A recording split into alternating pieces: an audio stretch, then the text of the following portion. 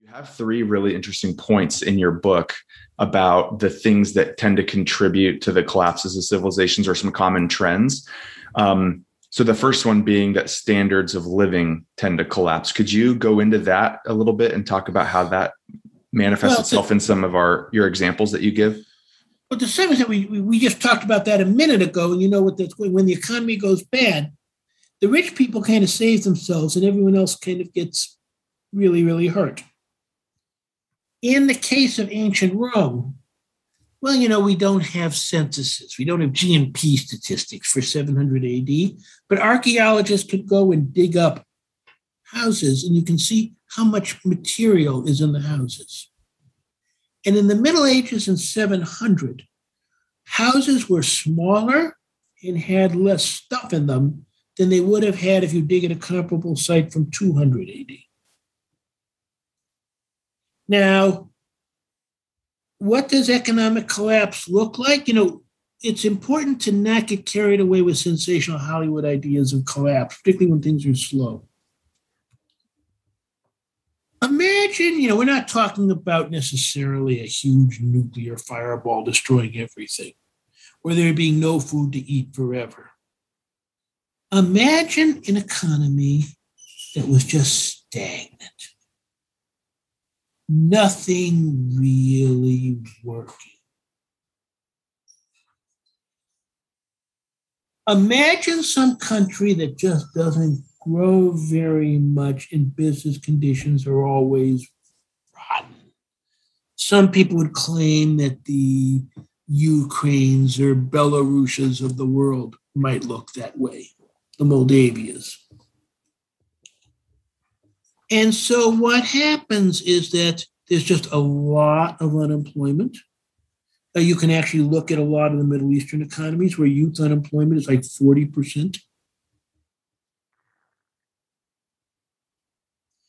From ordinary business growth kind of stuff you talk about in Fortune magazine or Business Week. And now take what 40% unemployment looks like for youth and 40% of your kids hanging out in the streets.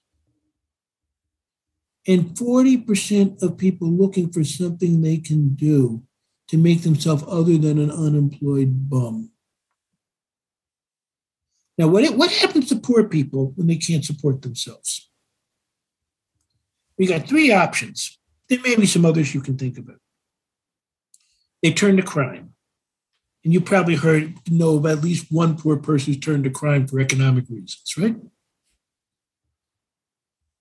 They, in a not particularly democratic situation, you go to work for a local politician because politicians always have money. They need bodyguards. They need election fixers. If there's someone who has to be dealt with, they deal with them. And so in a place like Uganda, you're talking about warlords with the armies associated with warlords. You get a lot of this in the East Congo. You get a lot of this in the Philippines. You get a lot of this in Honduras. Note that warlord and criminal, organized crime can be the same people.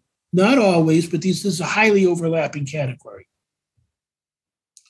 Or you can go and you go to school. And sometimes, and I'll give you an example from Cyprus, you go to school because it's all there is, and there's no jobs for you after school. So you set up schools by yourself as a private school, and you got a lot of anger and you got a lot of hatred in you because you're excluded, so there's a scapegoat. So you start creating schools of ethnic hatred.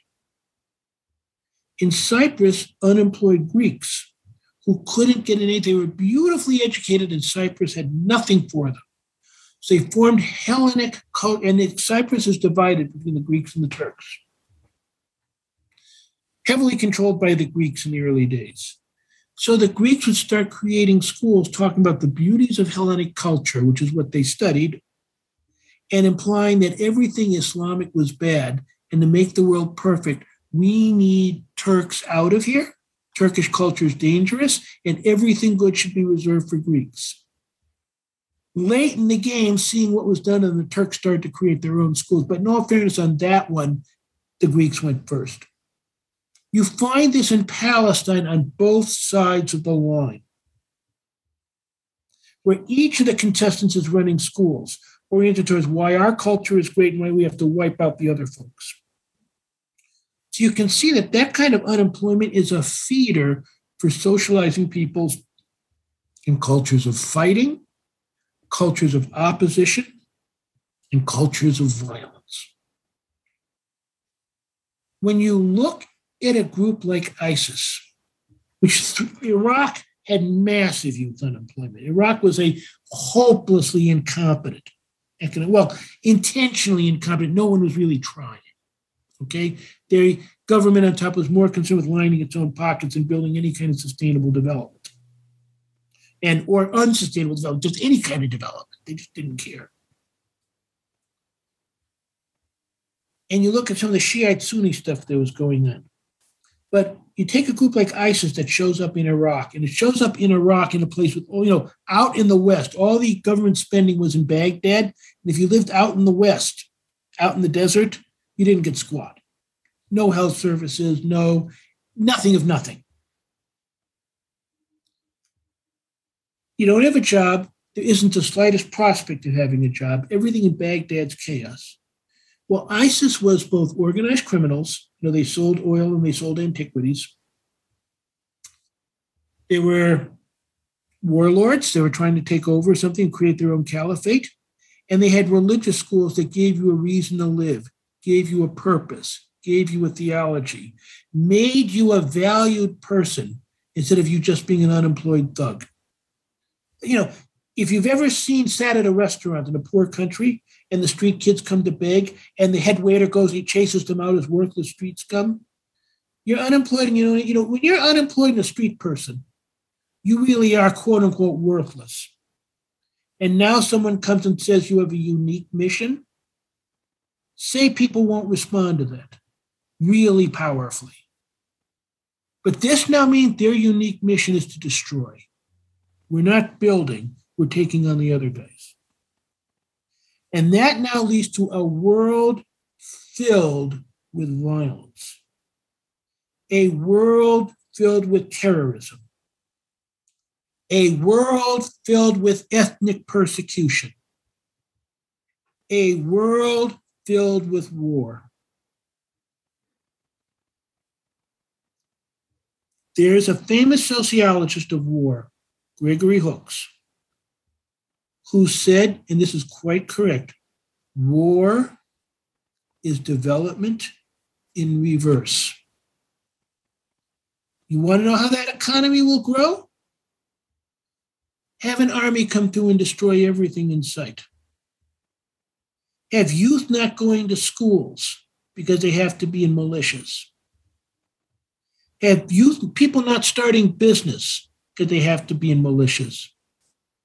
Have women who could be planters or who could be starting small businesses or who could double your productivity being kept at home by their husbands and brothers because if they go out, they're going to be raped or killed.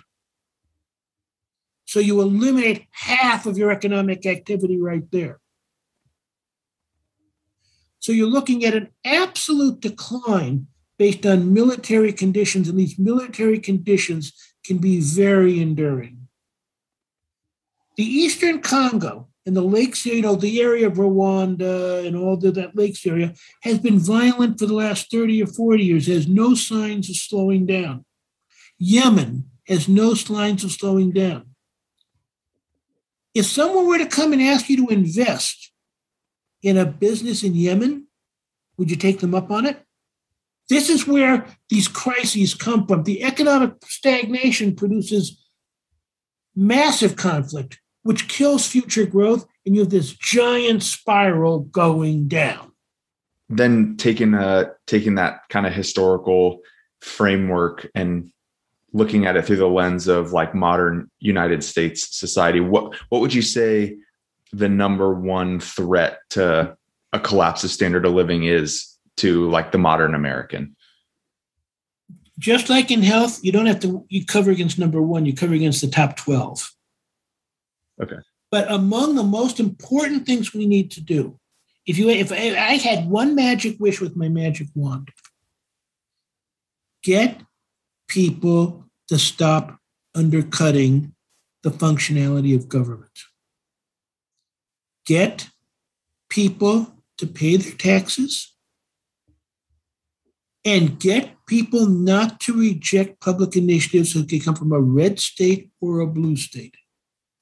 I hate to say it, folks, there really are some people over on the red states and on the Republican side who have some good ideas for some improvement in government, but you would never listen to them in 600 years. Mm-hmm. The automatic assumption is if it comes out from that side, it's worthless. Certainly, we get very frustrated when they reject our ideas as being worthless. Whether or not you like the centrists in Congress not passing certain things that need to be passed, and I have my strong disagreements with some of them, but the spirit of what they're trying to accomplish, of getting people to work together to solve something, is what needs to be done. It's not only by our elected leaders, it's by ourselves. The division problem and the distrust problem is in the population. There's a Japanese statement: when the minds of the people are impure, the land is impure. There is no pure land without pure minds. If the pure citizens wouldn't accept these shenanigans and they demanded people who work together, if the pure citizens were willing to pay for valuable services to see that those services are continued, then everything would start on the positive spiral again. So to fix the government, we have to fix the people. And to fix the people, we have to have people who are willing to contribute and cooperate. If you want the number one thing, you asking for a number one, here's number one that you can put down on a bumper sticker: contribute and cooperate. If we can get people to contribute and cooperate, that is the number one health measure we can take. Thanks for watching, everybody. We appreciate you tuning into that, and we hope you found that helpful. If you're interested in watching more professors give us a deep dive in some of their areas of expertise, please click on the video below. And also subscribe right here. We hope you have a good day. See you in the next one. See ya.